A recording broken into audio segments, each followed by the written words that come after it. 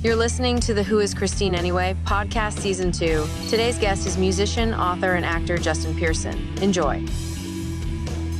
Last night, Justin, I caught up on your documentary on Amazon now. And there was a lot of interesting facts and stories in that. That was awesome. Don't Fall in Love with Yourself is the name of that. And I was really kind of skeptical revisiting that with the title. And I'm like, okay, I really have to kind of pick it apart in my mind. A lot of your roots are based in DIY. I love DIY. I love the Locust. Going back and through things, and especially with us having mutual friends and stuff, it's always interesting. Sort of like Retox, Mike Crane, all those guys. When you got that furry vest, that black fur vest, I stopped the show and I looked at my kid and I was like, I think I saw that at Kohl's. It's back in. I can get it back out now, just so you know. That's completely safe. Yeah.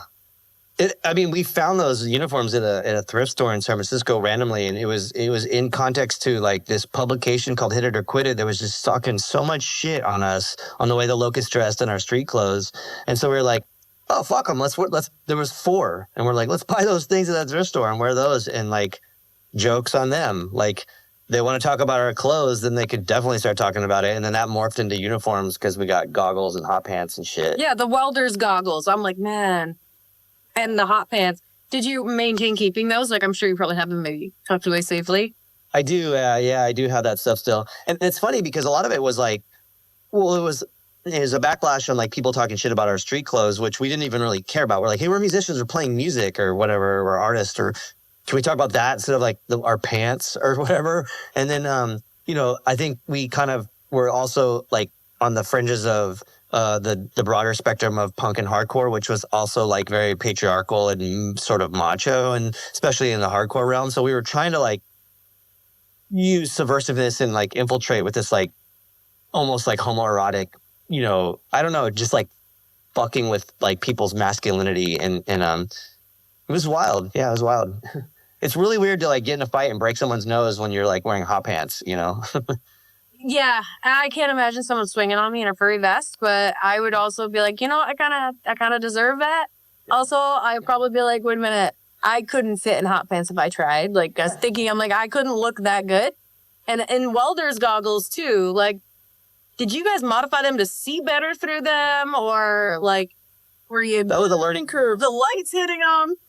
Yeah, it was. I think every uniform we had was a pain in the ass. Because it's like, yeah, let's play like super technical music and like have to be married to our pedal board and our feet and sing at the same time and just put some shit over our face. So yeah, it was very difficult. There's a lot of fine motor skills. I'm watching you guys play and I'm like, especially you play further up on the fretboard, and I'm watching and I'm like, okay, you have to know exactly your pedal board to a T. And were you guys traveling with techs at all back then? I wouldn't think you would be having a tech, maybe one.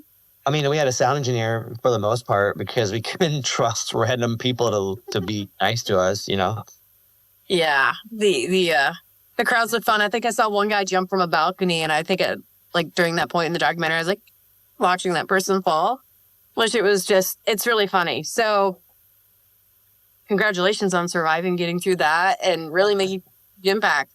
And I love it. So my first venue, like I said, I don't know how deep of a dive you did on me. My first venue ever was a youth center. We had, I loved the way you described your introduction into music. And somebody told me, they asked me questions in reverse. They're like, how are you going to describe to Justin, his beginnings and in the sound? And I'm like, if somebody asked me to describe the sounds that I heard coming through that in terms of artistry and music, it's like, if we're going to add a visualization to it, I'm like the lines that follow Pigpen off of Charlie Brown, the way that they're all so chaotic, but yet so you know what it is. You know what it is without even being able to assign a value to it. So I'm like watching that and I'm like, that is just masterful. And I don't know, like you call them uniforms. Would you call them, I don't even think they would be classified as a costume. It would almost be a full outfit because that is something you would see technically walking on these mainstream runways now. But back then, what was considered like you said, thrift store finds. Well, the first one was just like a fuck you to this publication, and then we kind of went to Japan, and people were like psyched. And Japan's also way more creative, than the rest of the planet. So we were like, oh shit, like let's lean into like uniforms, and then we started like actually getting uniforms made. But the reason I think part of it's jokingly because like costumes is so hokey, and like we were trying to like. I mean, I think a good artist doesn't take themselves too seriously, but we also were not just trying to fuck around and like be stupid. So we were, we were like, these are uniforms, and like half like tongue in cheek, I guess, like, we're serious. These are uniforms. Don't call them costumes or whatever, So we also like seeing Brian probably excited with that. What's that? You know how many fights you probably incited with your fans going to people going like, don't call this an ensemble. This is a fucking uniform. I mean, I think the violence that followed the Locust was usually like way more. It was like way more focused on other things than like our attire and like people sticking up for us. Because a lot of it did have. I don't know. Like there was a lot of interesting stuff that happened to the band, but the uniform thing was just like our kind of objective to, because we were looking at like bands like Devo or even like later Beatles when they started, looking weird with mustaches and stuff. Like we were kind of psyched on like the symmetric like like allegiance of these people in a band. Like it looks cool, and so we kind of wanted to do that. And a lot of it was just like subconscious and kind of like by the seat of our pants. Literally, like we had the furry vest, and then on that tour, some other place were like, hey, there's hot pants at that store. Let's get hot pants, I guess, and then like let's get goggles, and then and then eventually we were like, okay, we need uniforms, like we'll get them made, and then we were getting like robbed, or people would like fuck up our shit and like destroy our uniforms or whatever. And that was, so it was just like we were just constantly trying to like evolve in the way we looked, because we wanted to separate ourselves from regular bands, especially like a lot of the bands we were touring with. And I mean, we did a tour kind of early on with this band, or this tour called Oops, which was like the Locust, Air Bomb Radar, and Lightning Bolt. And then like part of it had Erase Errata and Pink and Brown and a couple other bands. And everyone did have uniforms or like vibes or whatever. They all look like that band and that band. You're like, this is our shit right here. And I think that was kind of cool. It made it seem like this weird, sci-fi universe of noise artist or something. So I don't know. I mean, we were all like into, again, science fiction or like cool, weird, film. I may have misseen it because it was very quick, and I'm like, but did I see a Mystery Science 3000 poster on the background during the documentary somewhere? There was one in our house at one point. Yeah. Okay, so I did catch that. I'm like, oh, Mystery Science Theater. I'm like, no, cool. I didn't expect that, and when I pointed that out, like the room just kind of looked at me. I'm like, has even seen that? Speech is a brilliant show. So yeah, it's a great show. Like it needs to come back. Yeah. So it's if somebody was to come into your house right now and just be like, all right, you got to put one piece of your uniform on that is the least comfortable, what would it be? I mean, none of it was really uncomfortable necessarily. I think there were certain things that were like a drag, I guess. The heat, obviously, because there was some versions. There was a later version that was blue that had like fur stuff on it, and the fur stuff was not breathable. So we started realizing that like certain fabrics weren't really helping out. But I guess the least comfortable would be like putting a mask over your face and it's like smashing into your eyelashes or whatever, and that's. It was like almost like straight covering your nose too. So breathe. Yeah. It was difficult when you had to spit or blow your nose or something, especially, the way we would perform. I had a game of barfing. He'd always lift his mask up and puke and then put it back on. So I think if he didn't take it off, it would have like strained it though. Like, spaghetti through a colander, and that would have just been like next level. Yeah. Like at one point I'm watching him throw out the van window. Like somebody's throwing out the van window. I remember that. And I'm thinking, I'm like, man, that he's lucky the wind's going that direction. And I'm thinking, I'm like, who washes the outside of that van after? It's gonna have like the worst day. Oh, yeah. They're out there just Windexing, vomit. The vomit, yeah. We were also on tour once and we were really, really late somewhere and it was like freezing outside and Gabe peed out the window and it froze along the side of the van, which is crazy because I didn't know that urine could freeze. So, well, it's water. Yeah, I thought it would be like alcohol or, like how you can't freeze like alcohol. I don't know. You shouldn't. Yeah. It's like a bad science experiment. It was just like, and I was like, oh, that's gross. That's really gross. I don't even want to know how cold it was there because it gets really cold here. It's like -16 this morning here. Like I owed the Fahrenheit. I don't know how that happened, but there's -16. So I kind of just want to go find some pee and throw it in the wind and see if it turns to snow before it hits the ground. Huh?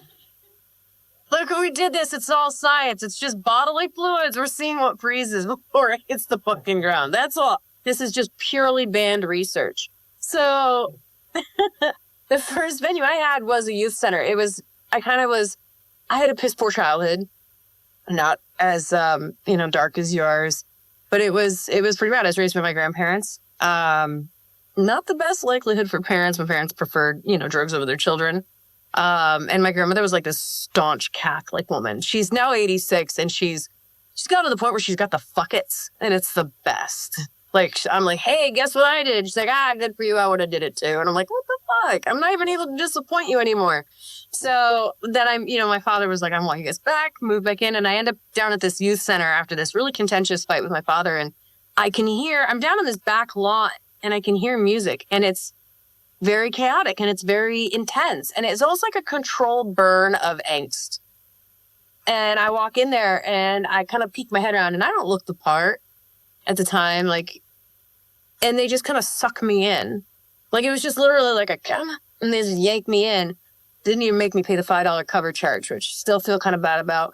And then I got in there and it was like this really weird moment where it's an old meat locker.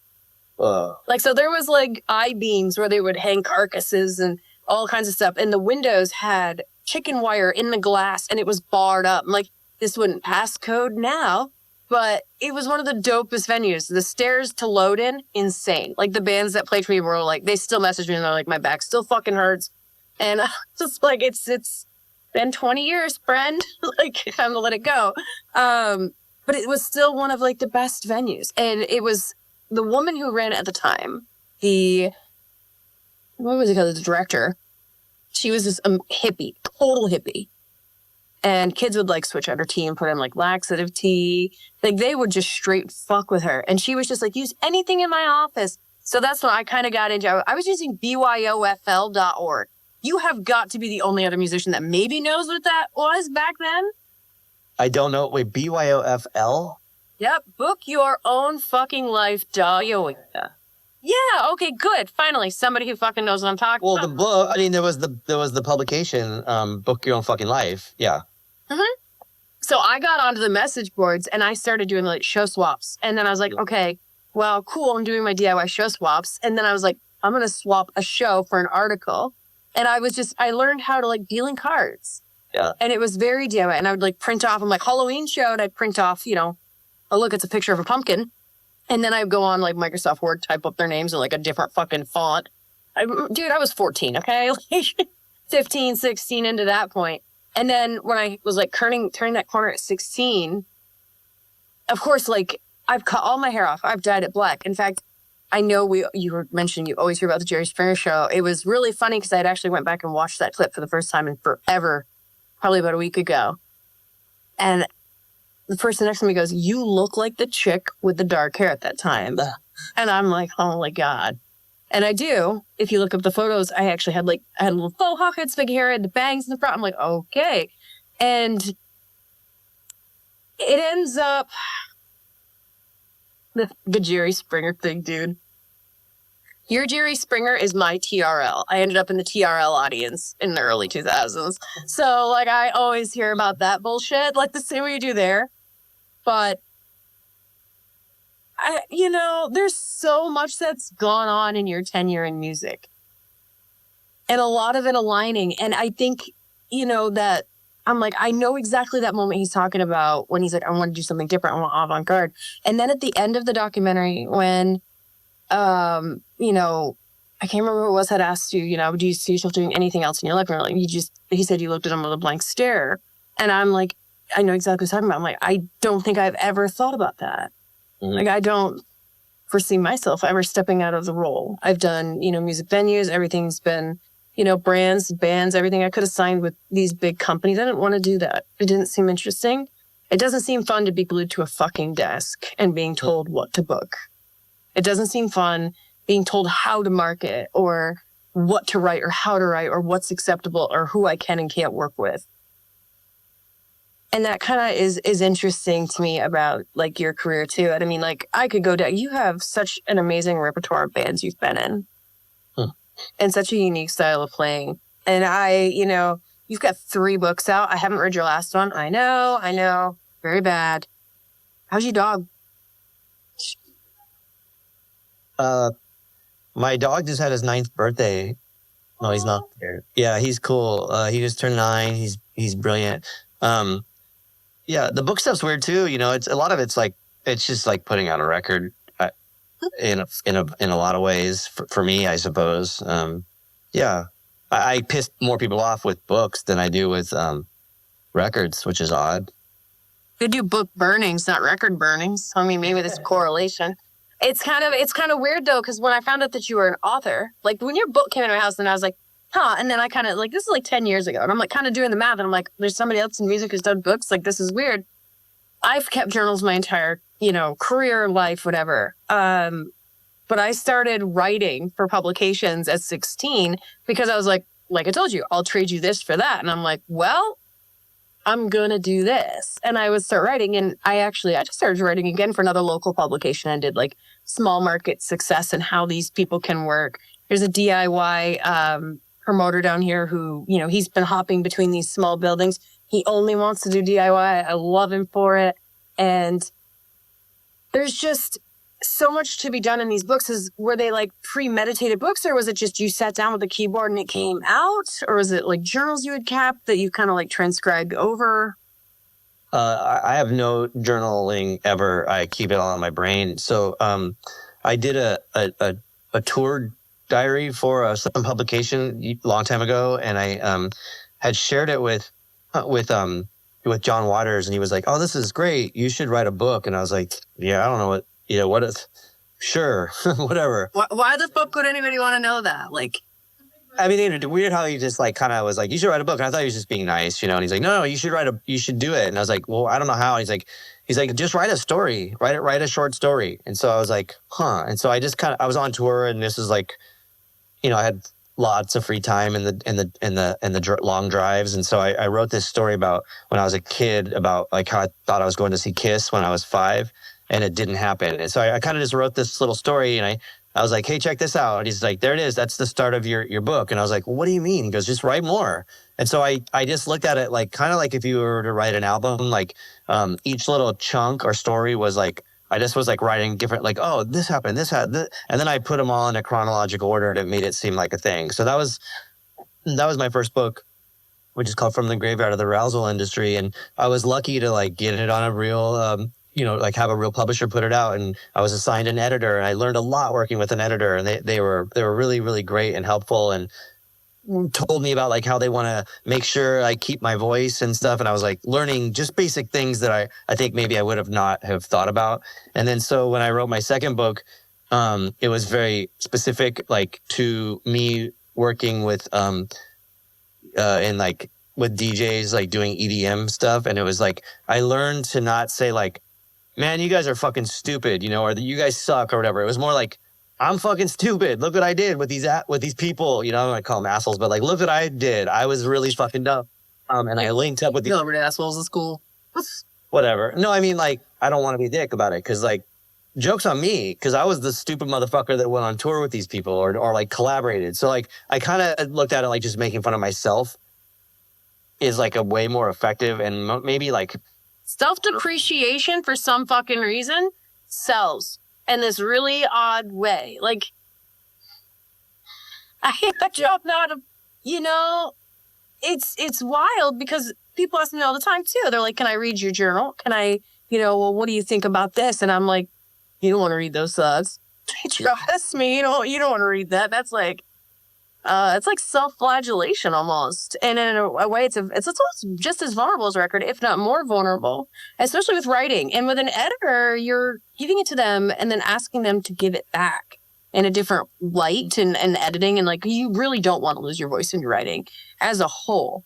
Like, well, I think a good editor will say like, hey, this doesn't make sense, or, little like things, or like, can you clarify this? Because in your brain, you're like, I know this story, but to someone who maybe doesn't know, because the book that I just released actually last week, GG Alien and the Mystery Meat, that was crazy because I sent it to my editor and he was like, is this fucking real? Like, is this all real? And I was like, yeah. And then, so that was like a sign that maybe it was a decent book, I guess. But my concern with that was really interesting because it kind of deals a lot with like LGBTQ plus, and like I didn't want to overstep or as like I don't identify as like queer or gay, but I didn't want to overstep and offend people, and especially now like with like the Karens of the left. If you like fuck up once, like you're done, and so I was really concerned because there's a lot of language in the book that are like that's like alarming, like